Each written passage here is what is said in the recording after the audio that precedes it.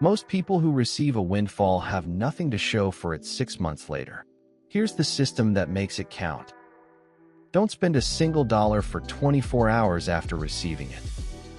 Excitement drives bad decisions. Wait for calm. Write down your options before doing anything. 50% to financial priority, debt, or emergency fund. 30% to future goal, investment, house, retirement. 20% to enjoy guilt-free. You earned it. High-interest debt first. Guaranteed return equal to the rate. Emergency fund if below $1,000. Retirement accounts if debt-free and cushioned. Upgrading your lifestyle permanently with temporary money. Lending it to family without a clear plan.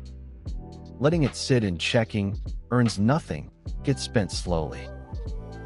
Write it down. Received $3,000 tax refund. Here's what I did.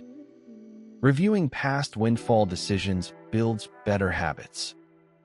A financial journal keeps you accountable to yourself. Download our free financial planning printable, link in description. New money tips Monday, Wednesday, Friday. If this helped you at all, please hit the like button right now. It tells YouTube this video is worth showing to more people.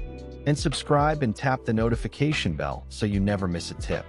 We post every Monday, Wednesday, and Friday.